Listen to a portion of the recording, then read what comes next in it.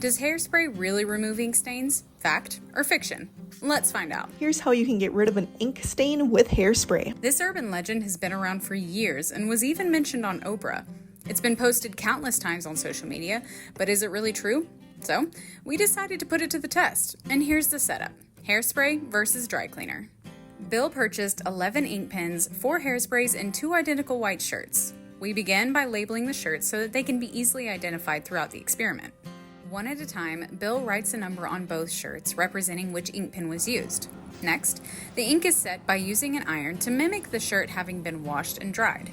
To test the hairspray's performance, we followed the instructions from online influencers who give cleaning advice. We began working the ballpoint pen section, first covering the ink with a heavy coat of hairspray.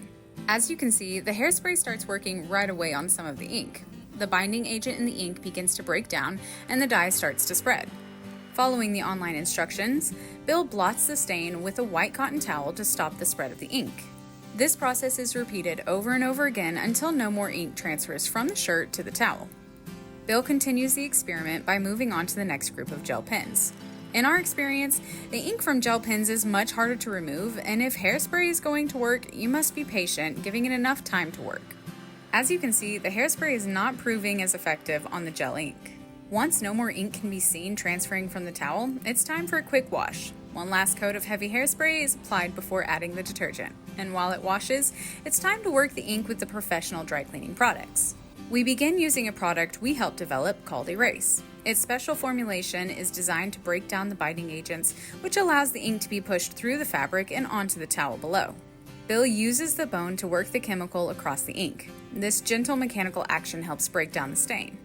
This process is repeated over and over again until the ink stops moving. Bill then flushes the remaining loose ink and erase from the area with our steam gun.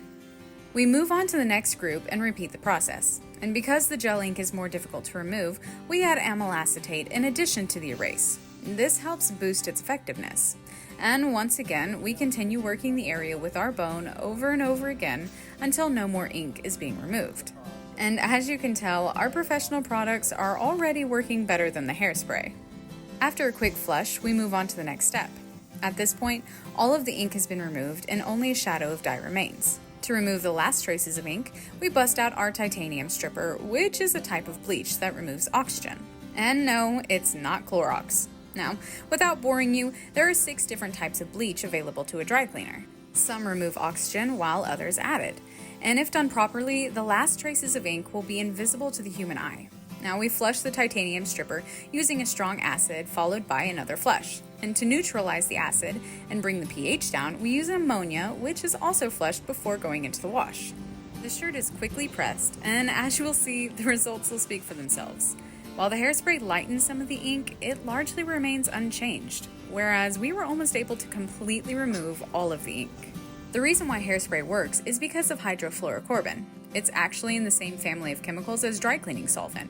But I think it's safe to say that this myth is busted and ink stains should definitely be left to the professionals. I got a better idea for hairspray. Don't worry, TikTok, we're professionals and we're taking safety precautions.